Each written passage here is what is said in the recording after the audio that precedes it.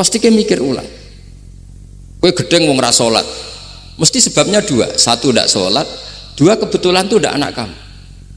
Kalau itu anak kamu pasti istighfar berhari-hari untuk dimaafkan Allah. Bukan maksud no. Tapi kalau orang lain kowe, pertanyaannya sebetulnya kamu benci itu karena ndak salatnya apa karena plus dia tidak anak kamu? Nah itu pikirannya Abul Hasan apa? Kowe ngamuk itu gelas pecah itu perkara itu pecah gelas apa plus yang mecahno elek.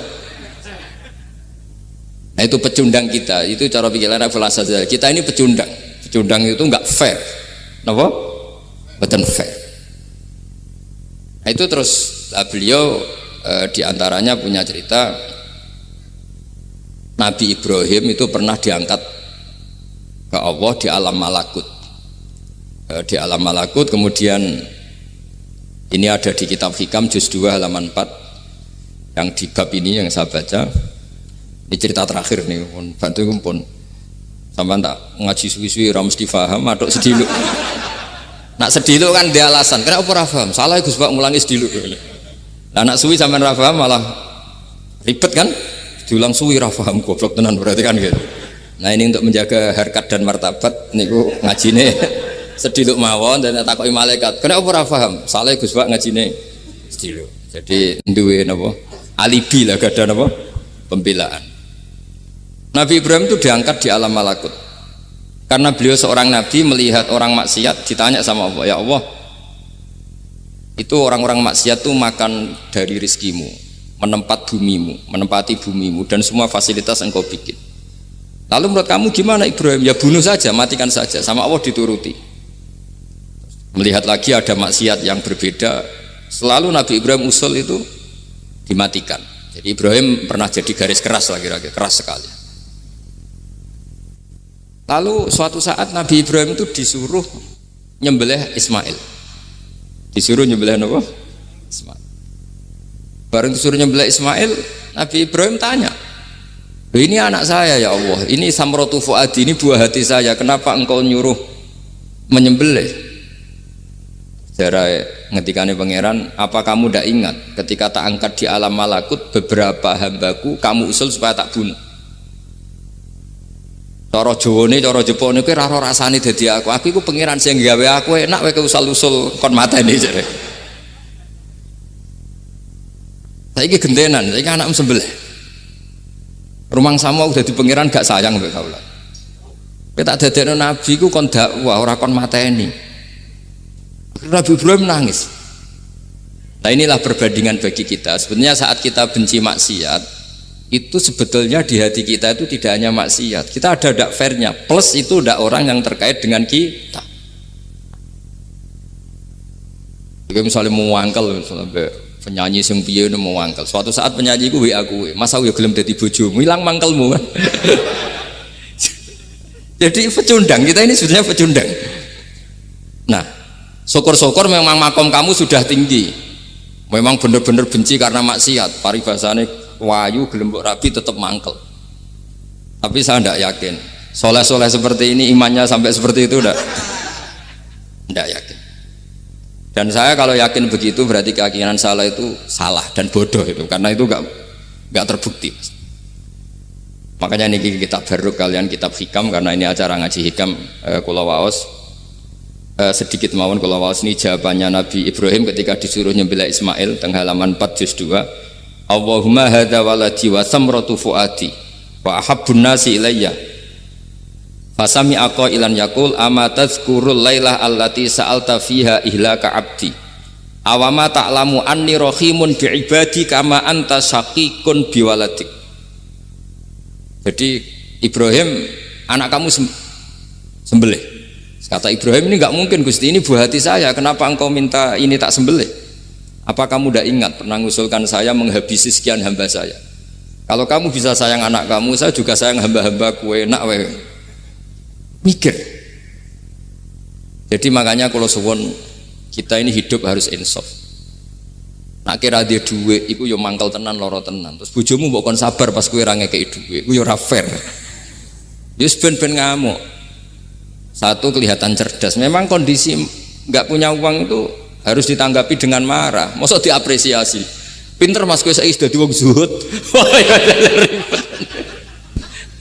Wah ya ribet kan. Wes jos Mas sampean saiki ra duwe dhuwit, sampean dadi wong zuhud, wong waroi.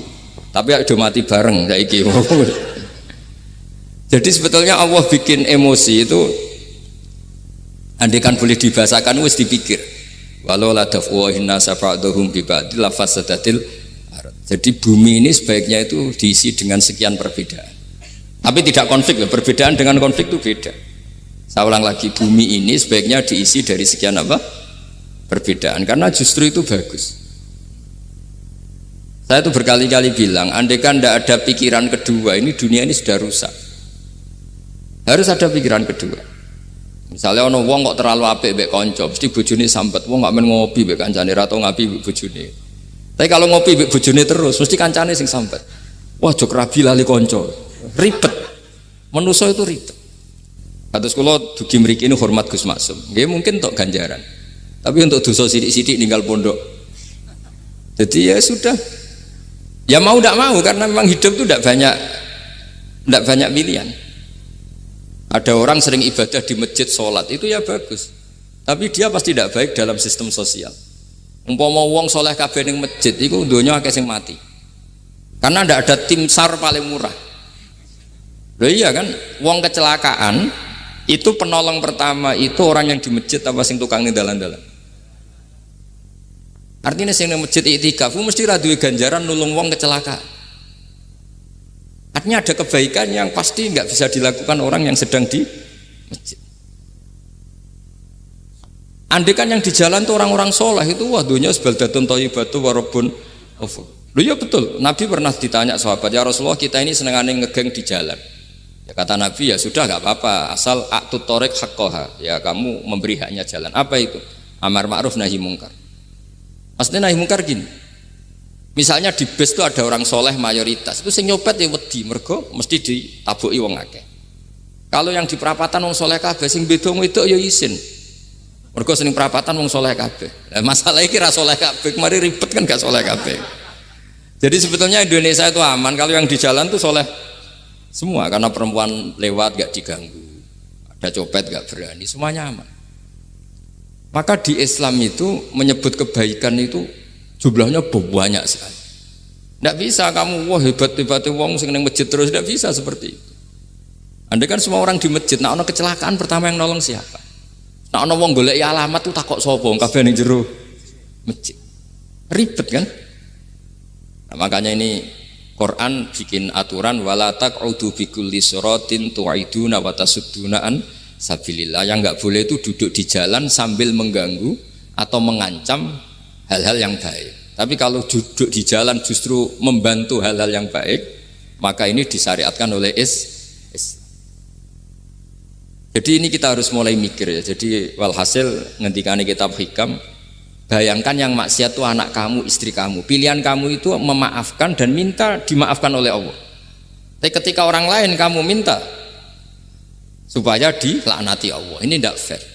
Jika kita diajari guru-guru kalau minta ampun ighfirli wali walidayya wali jami'il muslimina wal muslimat. Masih dikata wali jami'il muslimina al muslimat wal mu'minina wal mu'minat. Itu filosofi yang luar biasa, kata jami, semuanya ya Allah engkau maafkan.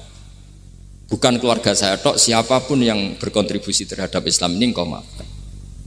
Begitu juga di muqaddimah khutbah kula suwun harus ditradisikan wala alihi wa sahbihi ajmain. Kata ajmain ini kata pembeda. Mungkin orang baca hanya rutin, tapi kita yang nekuni ilmu, ajmain ini kata kunci.